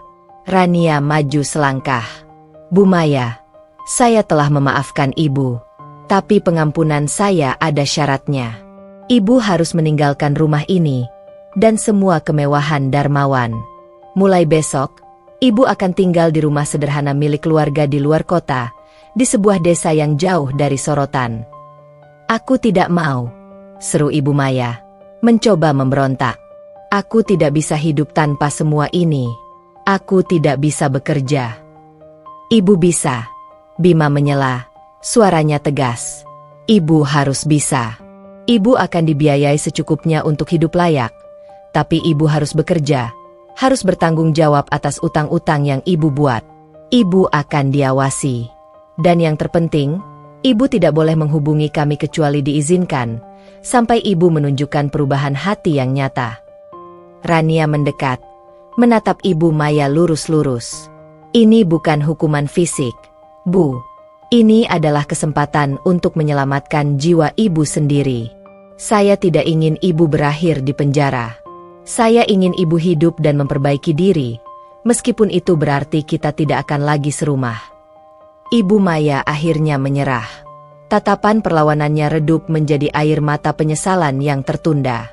Rania, Bima, maafkan ibu. Ibu gelap mata. Buktikan penyesalan ibu dengan perbuatan, bukan hanya kata-kata. Bu, kata Rania, lalu berbalik, meninggalkan Ibu Maya di kamar itu bersama Paman Jeffrey yang akan mengurus kepindahannya. Rania keluar dari kamar, rasa sakitnya belum hilang sepenuhnya, tapi hatinya terasa lebih ringan. Ia telah memilih cinta dan belas kasihan, dan keputusan itu terasa benar. Bima memeluknya di koridor, membenamkan wajahnya di rambut Rania. Kamu malaikatku, sayang. Hanya kamu yang bisa melakukan ini, bisik Bima. Aku melakukan ini untukmu, Mas. Aku tidak ingin kamu kehilangan ibumu, meski ibu sudah hampir menghilangkan istrimu. Rania membalas, air matanya membasahi kemeja Bima. Malam itu, Rania dan Bima menghabiskan waktu berbicara panjang, mengurai setiap simpul rahasia. Bima menceritakan secara detail bagaimana ia diam-diam menukar sup di malam terakhir. Rania menceritakan bagaimana ia berpura-pura sakit di kamar mandi untuk memastikan Ibu Maya percaya. Mereka berdua menyadari bahwa, meskipun mereka berdua telah berbohong, kebohongan mereka didasari oleh cinta dan keinginan untuk saling melindungi.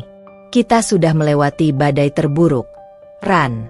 Setelah ini, kita akan membangun kembali rumah kita dengan pondasi yang kuat dan jujur. Janji Bima, mencium kening Rania. Keesokan harinya, Ibu Maya meninggalkan rumah Darmawan dengan sebuah koper kecil, tanpa pesta perpisahan, tanpa kemewahan. Ia menatap Rania dan Bima yang berdiri di pintu. Tatapannya kini dipenuhi rasa malu yang mendalam. Jaga Bima baik-baik, Rania, bisik Ibu Maya sebelum masuk ke mobil yang akan membawanya pergi. Tentu, Bu, jawab Rania. Kepergian Ibu Maya membawa kelegaan yang besar bagi Rania. Ia telah membebaskan dirinya dari racun fisik dan mental. Rumah besar itu kini terasa benar-benar menjadi miliknya dan Bima, tidak lagi dikuasai oleh bayangan manipulasi. Setelah kepergian Ibu Maya, suasana di rumah Darmawan berubah drastis. Keheningan yang ada bukan lagi keheningan yang menyesakan karena kecurigaan, melainkan keheningan yang damai, seperti sebuah hutan yang baru saja selesai dilanda badai besar. Rumah megah itu kini terasa ringan, bebas dari bayangan manipulasi dan niat jahat. Rania memulai fase pemulihan.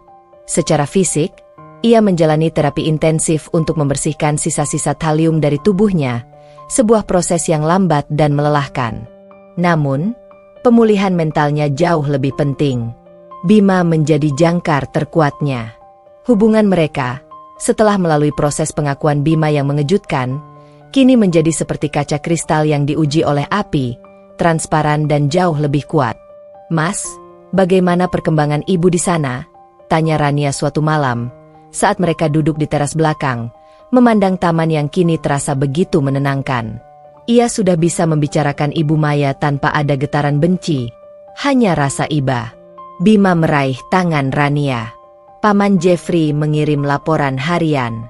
Ibu sudah mulai bekerja di warung kecil milik penduduk desa. Dia kesulitan, tapi dia melakukannya. Dia bahkan menangis saat mencoba mencuci bajunya sendiri. Dia belum menghubungiku. Dia tahu dia harus menjalani ini. Rania mengangguk. Itu bagus, Mas. Itu adalah hukuman yang paling adil untuknya. Menjalani hidup yang dulu ia pandang rendah. Semoga hatinya benar-benar tersentuh. Aku tahu dia akan berubah. Ran, kamu memberinya kesempatan kedua yang tak pernah ia berikan padamu. Bisik Bima, mencium punggung tangan Rania. Sekarang, fokus kita adalah kamu. Bagaimana perasaanmu hari ini? Ada lagi rasa pusing yang mengganggu? Jauh lebih baik, Mas. Racun fisik mulai hilang, tapi racun batin yang berupa trauma itu masih ada. Aku masih teringat senyumnya saat menyajikan teh itu. Rania mengaku jujur. Bima memeluk Rania erat. Aku ada di sini, sayang. Kita akan lawan trauma itu bersama. Aku tidak akan pernah lagi membiarkanmu merasa sendirian.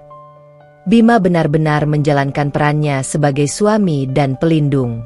Ia mengambil cuti panjang dari pekerjaannya, menyerahkan sebagian besar urusan kantor kepada manajernya. Ia mengubah total pola hidup mereka. Dapur kini menjadi wilayah bebas racun.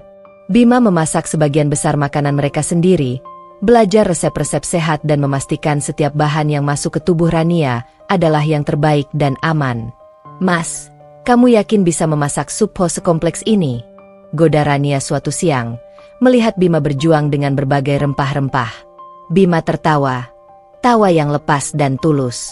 Aku harus bisa, sayang. Setelah ini, aku tidak percaya lagi dengan masakan siapapun, kecuali masakan kita. Ini adalah cara kita membangun benteng baru. Benteng yang kebal terhadap racun, bahkan yang datang dari orang terdekat. Bima mendekati Rania, mengelap tangannya yang kotor karena bumbu di celemeknya.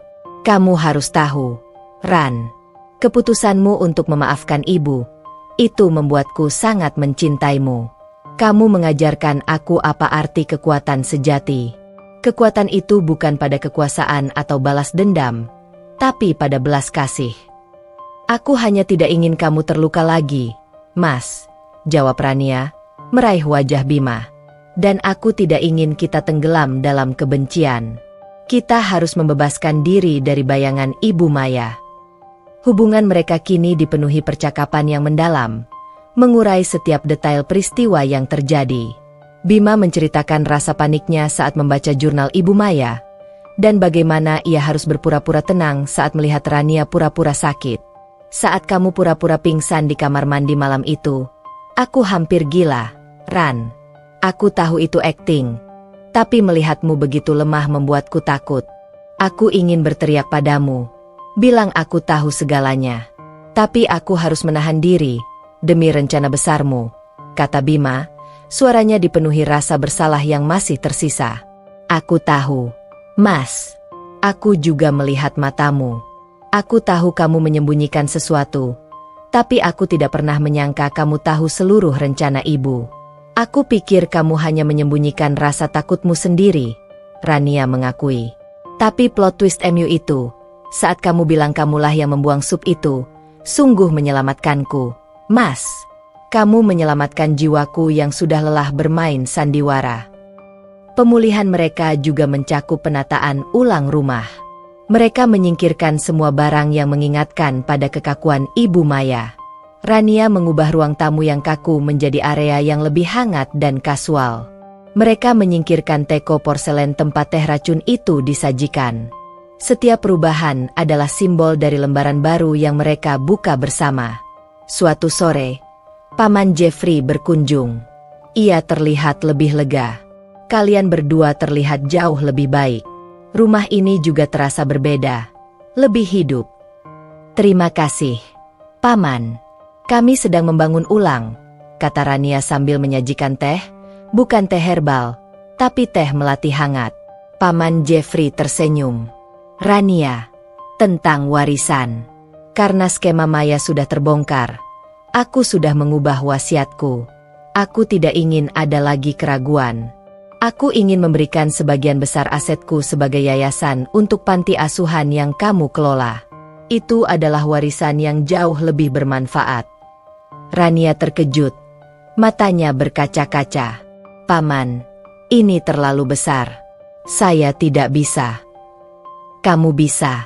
Nak, itu adalah tanda terima kasihku karena kamu telah menunjukkan kebenaran. Kamu adalah menantu terbaik yang pernah ada. Dan Bima, kamu akan mengelola yayasan itu bersamanya. Ini akan menjadi pekerjaan seumur hidup kalian. Pekerjaan yang didasari ketulusan, bukan keserakahan, kata Paman Jeffrey. Bima memegang tangan Rania. Ini adalah berkah. Ran, kita akan melakukannya bersama. Dengan keputusan ini, Rania dan Bima mendapatkan tujuan baru yang mulia, menggantikan kekosongan yang ditinggalkan oleh konflik. Mereka tidak hanya pulih sebagai pasangan, tetapi juga sebagai individu yang siap memberikan kontribusi nyata bagi masyarakat, menggunakan kekayaan mereka untuk kebaikan. Mereka benar-benar membersihkan nama keluarga Darmawan dari noda keserakahan Ibu Maya. 6 bulan berlalu. Rania sudah sepenuhnya pulih. Ia dan Bima bekerja bahu-membahu di yayasan. Mereka belajar untuk saling mengandalkan, tidak menyembunyikan apapun, dan menjadikan kejujuran sebagai napas dalam hubungan mereka. Trauma yang mereka alami tidak lagi menjadi beban, melainkan menjadi saksi bisu betapa kuatnya cinta mereka. Pada peringatan 1 tahun pernikahan mereka yang penuh badai, Bima membawa Rania kembali ke tempat mereka pertama kali bertemu, sebuah taman kota yang rindang. Ran, kita sudah melalui neraka dan kembali.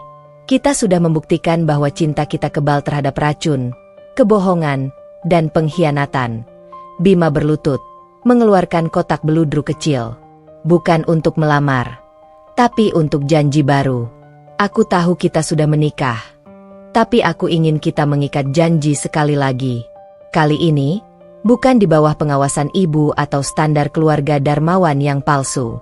Aku ingin kita berjanji di bawah langit baru ini, hanya antara kamu, Aku dan Tuhan. Kamu mau menikah lagi denganku, Rania, dengan janji kejujuran abadi? Tanya Bima, matanya memancarkan ketulusan yang murni. Air mata bahagia Rania mengalir. Ya, Mas. Selalu ya. Keputusan untuk menikah lagi bukanlah sekadar perayaan, melainkan ritual penyucian. Pernikahan pertama mereka, meskipun sah secara hukum, terasa seperti sandiwara megah yang disutradarai oleh ilusi dan ambisi Ibu Maya. Pernikahan kedua ini, yang Bima sebut sebagai janji di bawah langit baru, adalah tentang ketulusan, kesederhanaan, dan kejujuran tanpa batas. Rania dan Bima memilih untuk mengadakan upacara sederhana, jauh dari sorotan media dan kemewahan dermawan yang memuakan.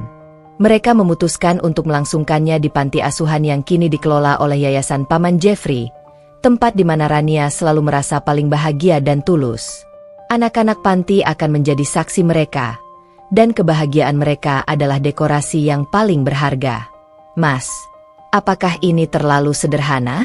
Keluarga besar pasti akan mencibir, tanya Rania, suatu sore saat mereka meninjau lokasi pernikahan di halaman belakang panti yang rindang. Bima meraih tangan Rania, menciumnya lembut. Biarkan mereka mencibir. Sayang, kita tidak menikah untuk menyenangkan mereka.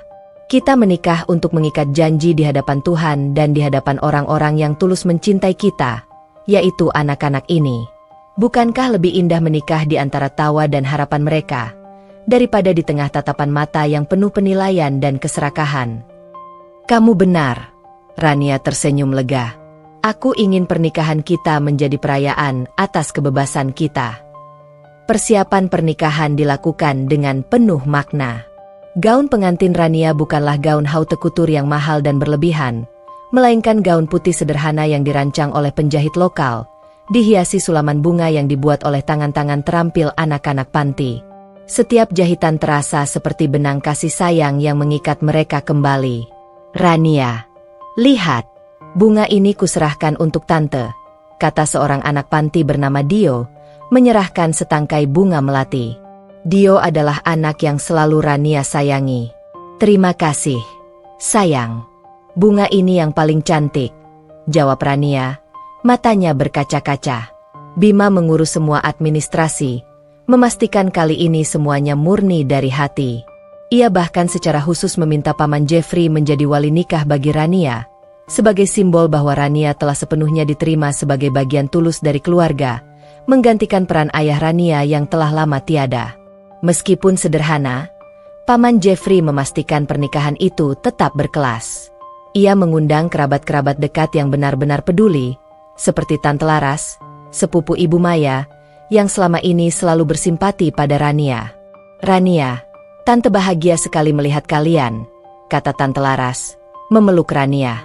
Kalian membuktikan bahwa cinta sejati tidak bisa diracuni.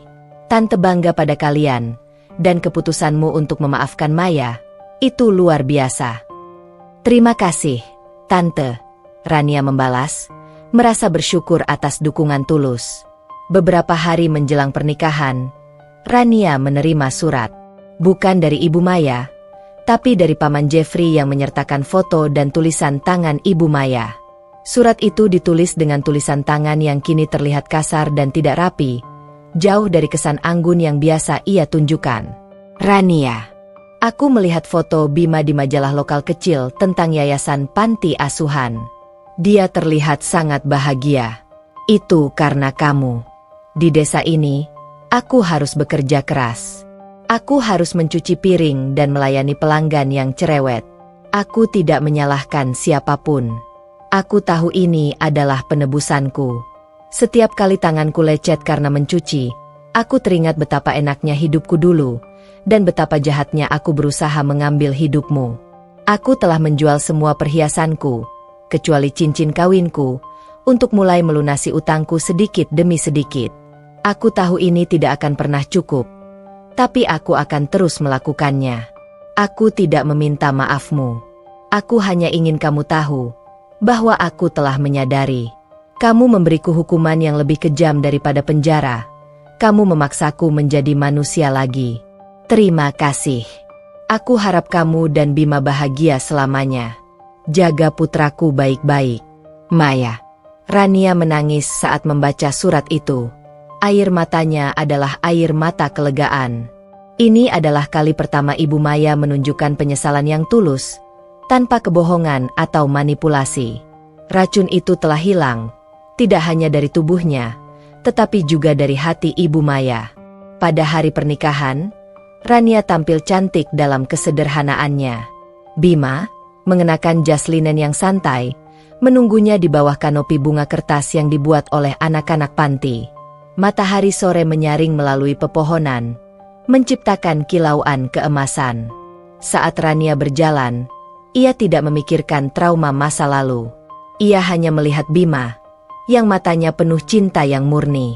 Tidak ada lagi ketakutan tersembunyi, tidak ada lagi rahasia di antara mereka.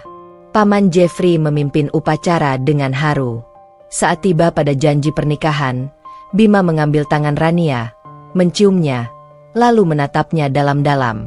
Rania, istriku yang perkasa. Hari ini, aku berjanji padamu, bukan hanya untuk mencintai, tapi untuk jujur, untuk transparan. Aku berjanji, aku tidak akan pernah lagi membiarkan rasa takut atau konflik darah daging memisahkanku darimu. Aku akan selalu menjadi pelindungmu, dan aku akan selalu memilihmu, bahkan jika dunia memintaku untuk memilih ibuku. Aku berjanji untuk menjadikan kejujuran sebagai napas dan keyakinan dalam rumah tangga kita. Kamu adalah rumahku. Bima berjanji, suaranya bergetar karena emosi yang tulus. Rania membalas, air matanya menetes. Namun ia tersenyum. Mas Bima, suamiku, aku berjanji untuk mencintaimu dengan hati yang memaafkan. Aku berjanji untuk tidak pernah lagi takut. Aku berjanji untuk menjadikan belas kasih sebagai cahaya yang menuntun kita.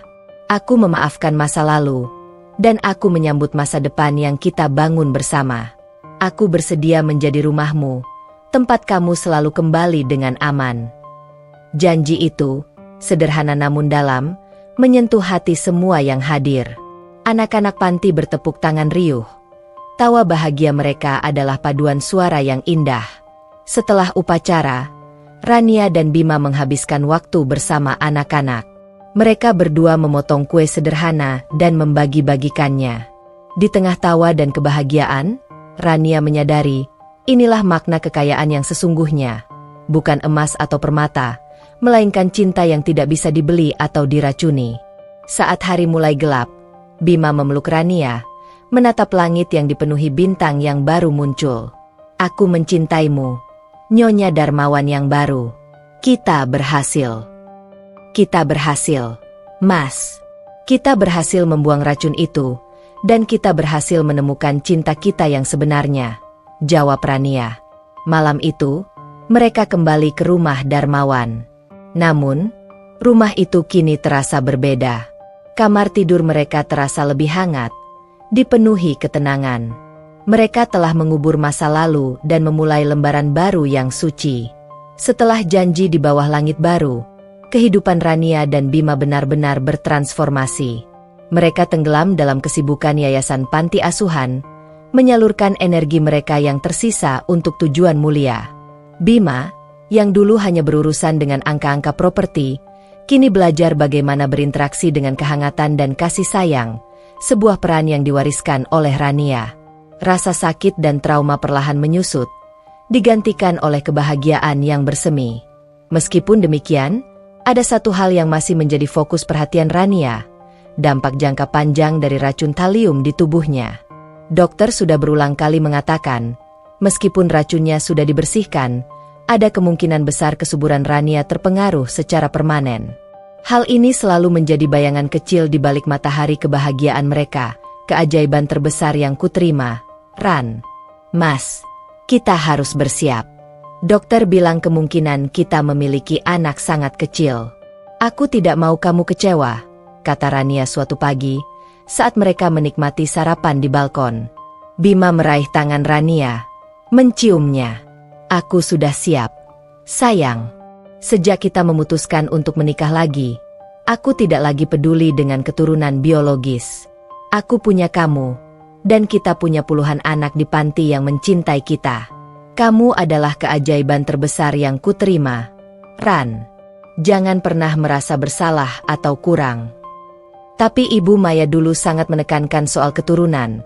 Rania bergumam, rasa trauma itu sesekali masih menyenggol hatinya. Ibu hanya terobsesi pada citra dan warisan. Kita sudah melewati fase itu. Yang kita bangun sekarang adalah warisan hati, bukan warisan darah. Kalau Tuhan berkehendak, kita terima. Jika tidak, kita akan mengadopsi anak-anak dari panti, dan itu akan menjadi kebahagiaan yang jauh lebih tulus. Bima menenangkan, suaranya dipenuhi kedewasaan yang baru ia temukan. Dengan dukungan Bima, Rania merasa sangat tenang. Mereka melanjutkan hidup tanpa tekanan, fokus pada terapi pembersihan racun yang masih harus dijalani Rania secara rutin. Beberapa minggu kemudian, saat berada di panti asuhan, Rania tiba-tiba merasakan mual yang luar biasa saat mencium aroma sabun cuci yang digunakan anak-anak panti. Ia berlari ke kamar mandi, tubuhnya gemetar. "Rania, kamu baik-baik saja?" tanya Bima, yang segera menyusulnya. Wajahnya dipenuhi kekhawatiran yang kembali familiar. "Aku tidak tahu, Mas. Tiba-tiba mual sekali.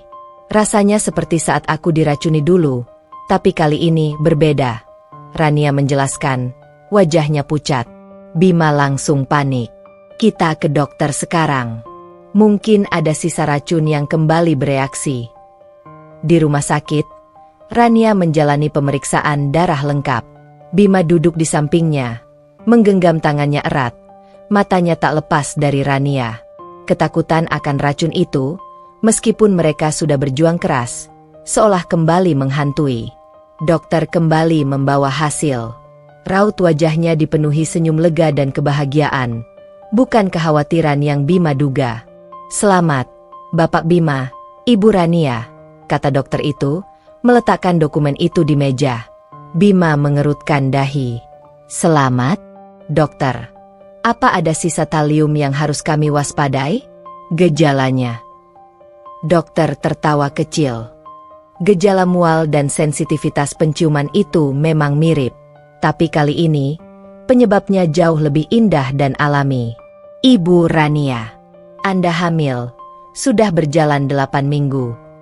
Keheningan melanda ruangan itu, hening yang lebih dalam dari keheningan saat pengungkapan di balai utama. Mata Bima melebar.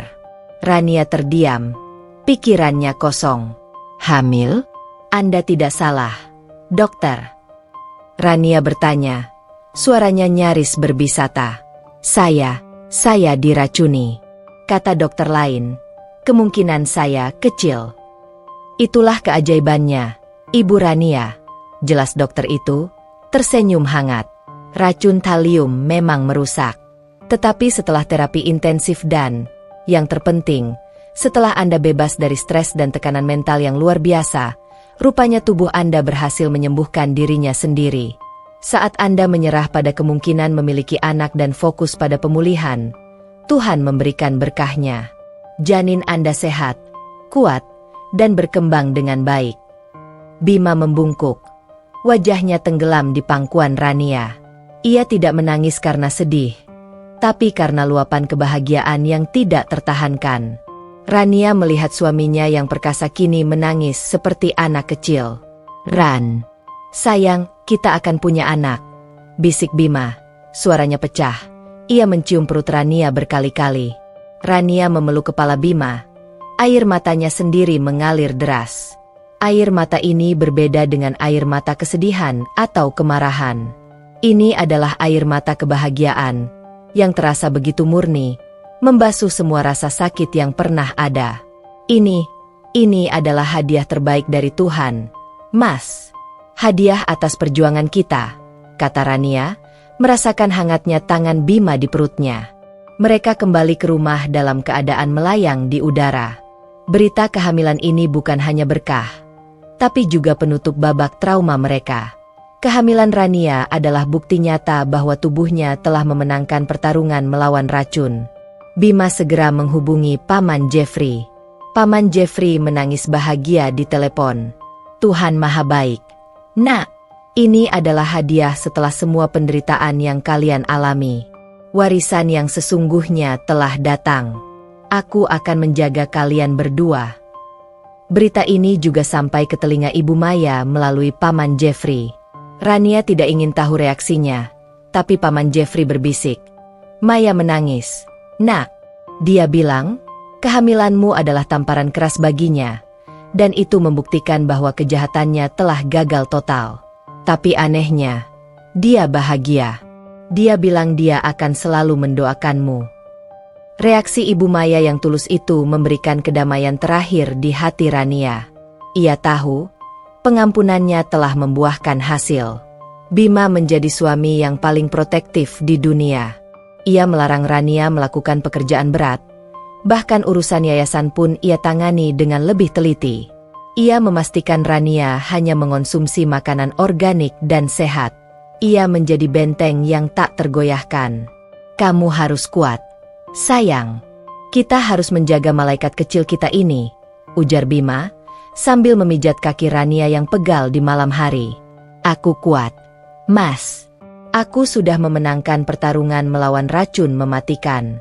Aku pasti akan memenangkan pertarungan ini," Rania menjawab, memegang tangan Bima yang kini terasa begitu lembut dan hangat. Malam-malam mereka diisi dengan obrolan tentang nama bayi, tentang kamar bayi, dan tentang masa depan yang akan mereka bangun, masa depan yang dipenuhi cinta, kejujuran, dan kehadiran malaikat kecil yang tak terduga.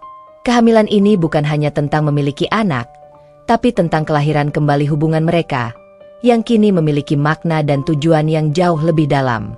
9 bulan kehamilan Rania terasa seperti musim semi yang panjang, penuh kehati-hatian, namun juga dihiasi bunga-bunga kegembiraan yang tak terhingga. Bima menjadi bayangan Rania. Ia bukan lagi suami yang sekadar protektif, melainkan perisai yang tak terpisahkan, memastikan tidak ada satupun kekhawatiran yang menyentuh Rania. Setiap janji temu dokter, setiap USG, selalu dihadiri Bima dengan wajah tegang, seolah ia sedang menghadapi ujian terberat dalam hidupnya. "Mas, santai sedikit. Jantung bayi kita berdetak sempurna.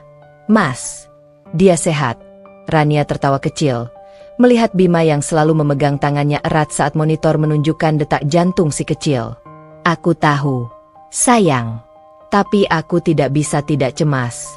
Setelah apa yang kamu lalui, setiap momen ini terasa seperti keajaiban yang bisa hilang kapan saja." Bima mengakui, mencium perut Rania yang membesar. Perut Rania, yang dulu pernah menjadi target racun, kini menjadi tempat berlindung bagi harapan baru mereka. Mereka memutuskan untuk mengubah satu ruangan di rumah besar itu menjadi kamar bayi yang cerah, penuh warna, dan jauh dari kesan kaku. Anak-anak panti asuhan sering datang berkunjung, membantu mendekorasi, dengan penuh semangat. "Tante Rania, nanti kalau adiknya lahir, dia akan kami ajak main di sini," kata salah seorang anak, sambil menempelkan stiker bintang di dinding. "Tentu saja, sayang. Dia akan memiliki banyak kakak yang menjaganya," jawab Rania, hatinya meleleh. Di tengah kebahagiaan itu, sesekali mereka mendapatkan kabar dari Ibu Maya melalui Paman Jeffrey. Ibu Maya, yang kini tinggal di desa, melanjutkan penebusan dosanya dengan sungguh-sungguh. Ia sudah tidak pernah meminta kemewahan atau mengeluh. Dalam salah satu suratnya yang dikirimkan melalui Paman Jeffrey, Ibu Maya menyelipkan sebuah selimut rajutan tangan.